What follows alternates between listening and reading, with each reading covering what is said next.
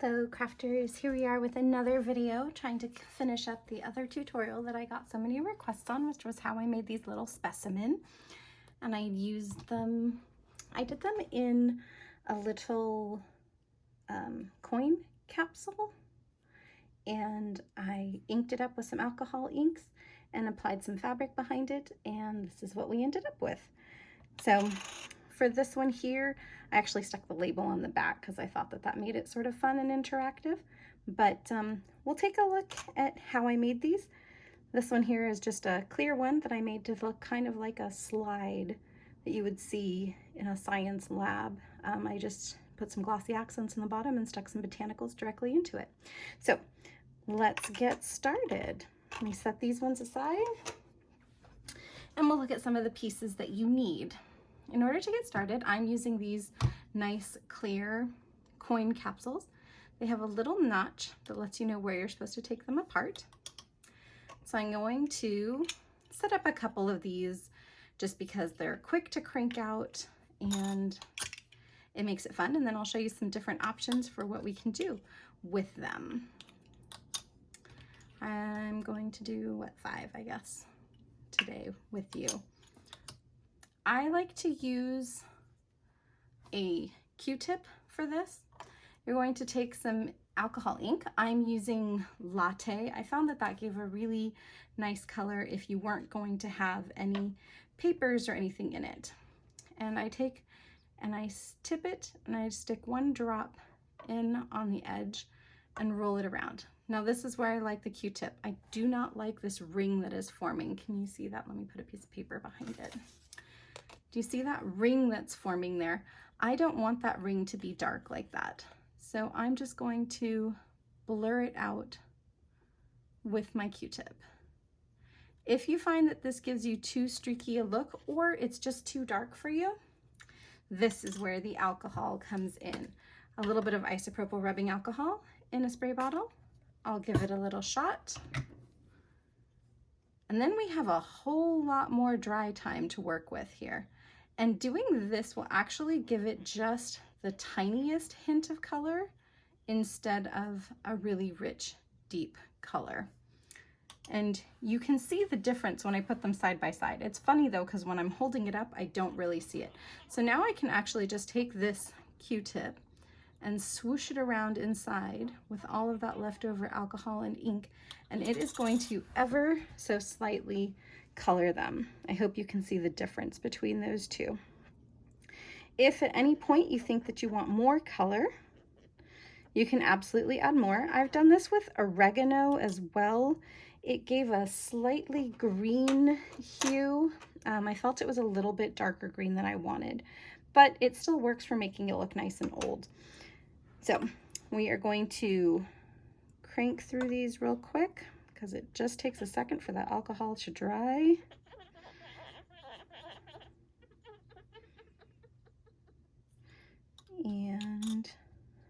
And then we'll get into the decorating.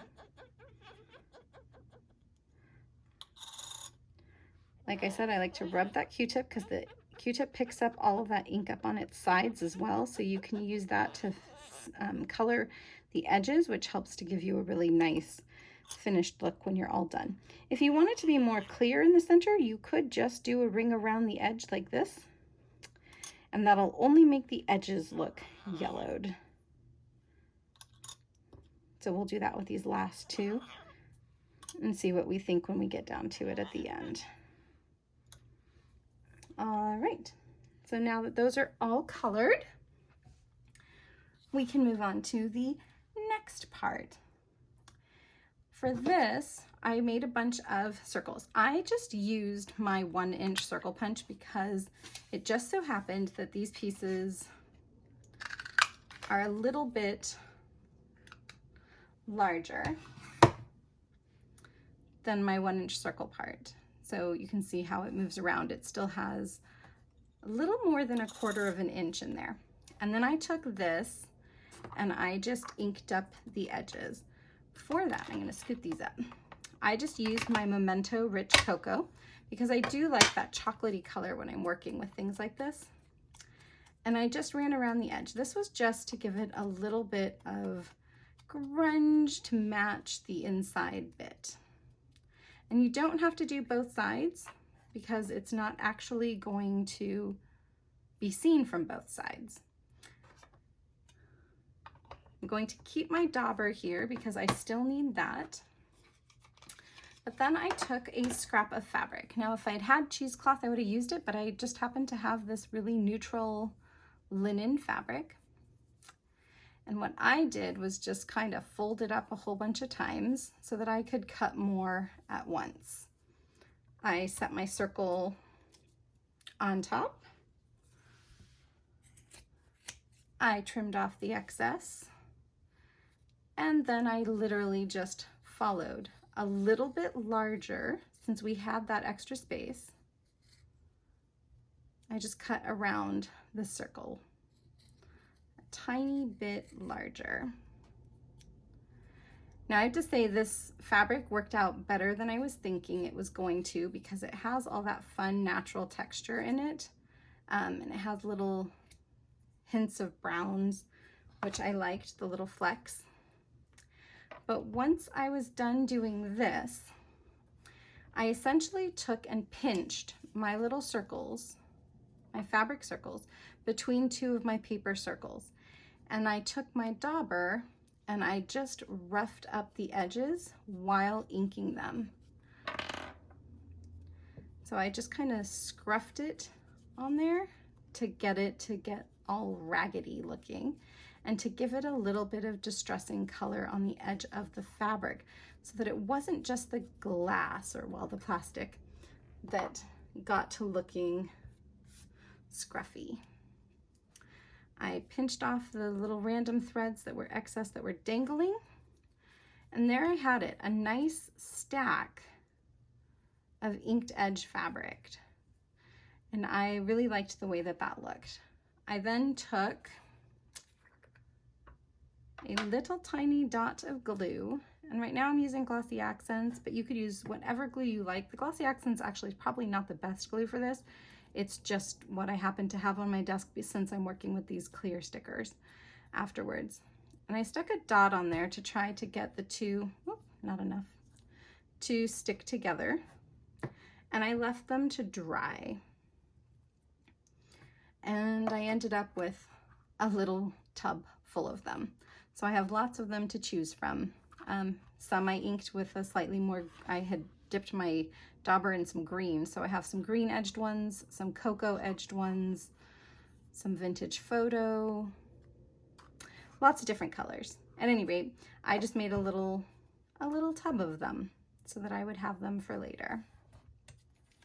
And I took these with their paper backing, and I had to decide, this is where I had to decide if I wanted it to have the label on the back, because if I want the label on the back, then I need to stick the label in so it can be read first. But otherwise I just dotted these in and glued them in place. And then I added, well, we'll just do one.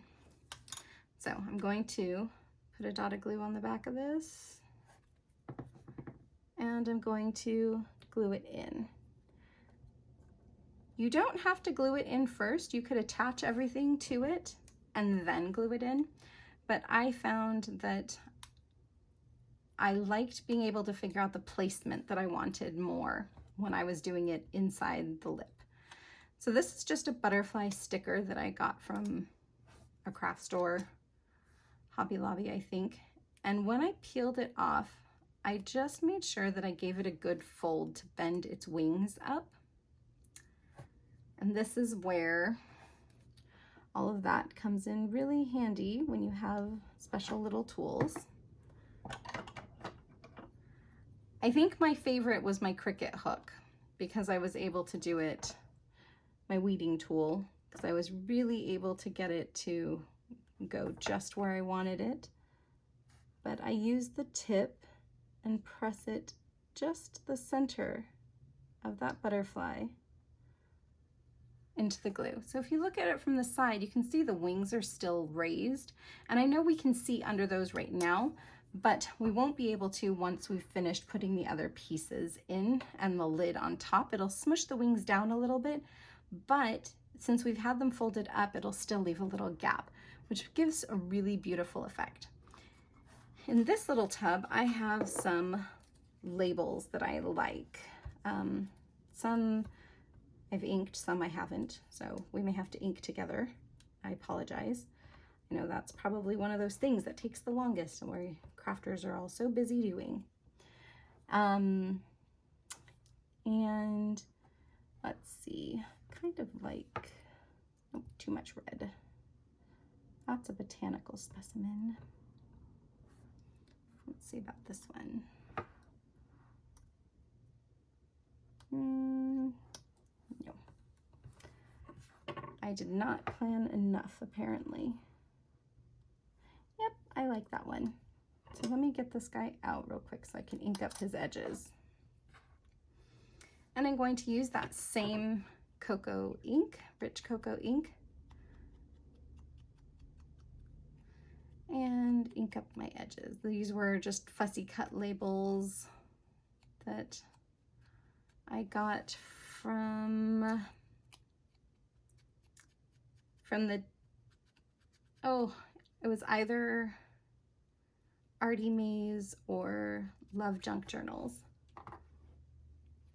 I know there are lots of places you can go to get these, but that's just where I happened to get these ones. And then I printed them at 4 up so that I had them as microscopic little things. This is where my tweezers come in handy so that I can really tuck this under and get it where I want it. And press it down. So now that that butterfly is inside its capsule, we're going to put the lid on, and when we smush the lid on, you'll see that it presses the wings down. But as you can see from the light here, that there's still a shadow visible right over here, and that's because those wings are lifted. So that's how I get that look. We'll set that one aside. I decided I wanted to try something a little different. I really liked the this like plant specimen that I did, this botanical specimen. It's with some wheat. For this, I actually just put a layer of glossy accents into the bottom of my coin holder, and then I pressed the botanical in, the fresh, well, the dried wheat, but it's real wheat.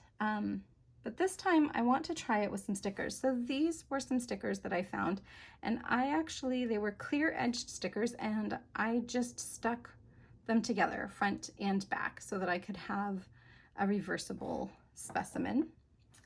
And I just need to pick a nice little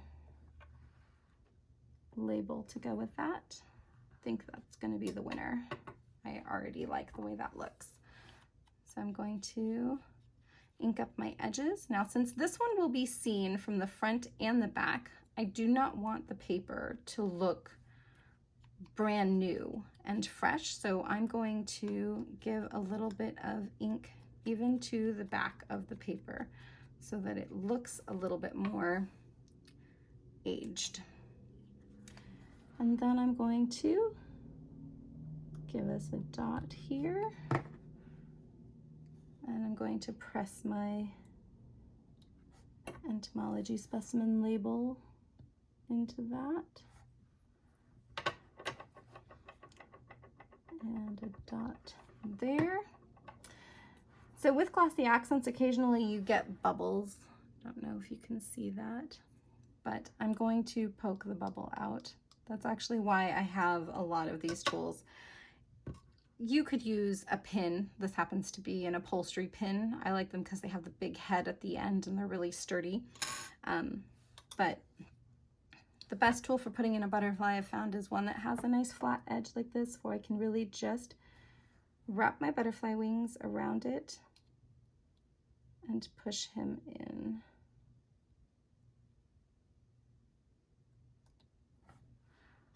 And we'll let that guy dry for just a moment before we pop on his top. Now for the last 3, this one I hadn't done at all, and I do have a couple botanicals and a bird. Maybe for the bird we'll just give him a number. Too big. So I'm going to set these ones aside.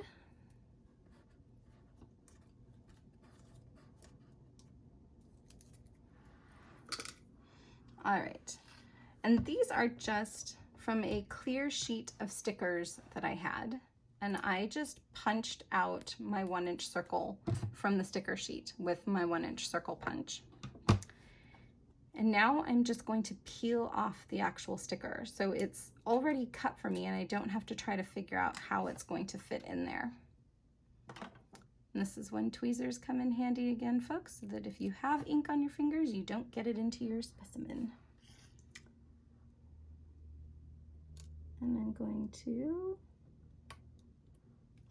lay that inside.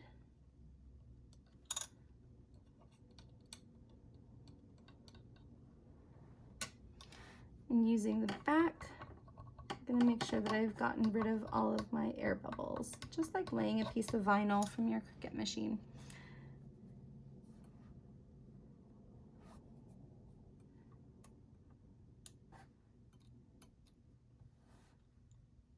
And I don't know if I want a label on that. I actually kind of just like it the way it is. But this just gives you yet another way to have a different kind of specimen. We will try it with this pink flower here.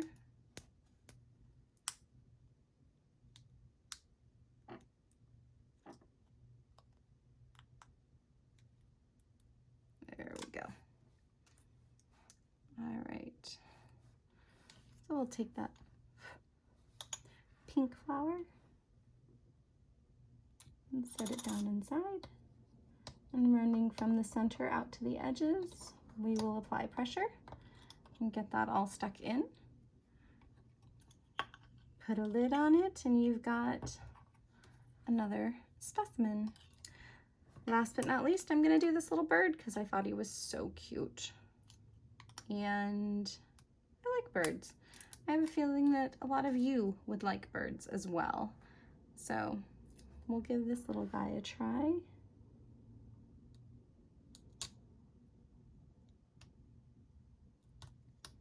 And the trick with the stickers is just making sure that you know that you have him positioned where you want him before you apply pressure, or it's harder to get him out. But I think I do want the label on this one. So I'm going to, this one's clear, so I have to ink the edges and the back, again, so that it doesn't look too bright white shiny paper. Ink the back, just a little, give it a dot of glossy accent since that dries so nice and clear. Oh, I let that close up.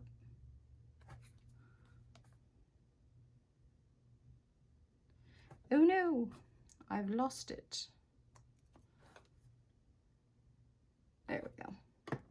My dot of glossy accents. I think the thing I've realized while I'm sitting here making these is that I don't like the sound of my tools on my glass board. It's a little bit loud. But we get our number in and close him up and he's good to go. And now we can close up our butterfly because I think it's probably gotten enough airtime. And there you have it, folks. We have made a couple more specimen. They're quick, they're easy, and you watched 5 from beginning to end. So I hope that that helps you. And if you have any other questions, please feel free to comment below and I will make sure that I answer them as soon as possible. Have a great night.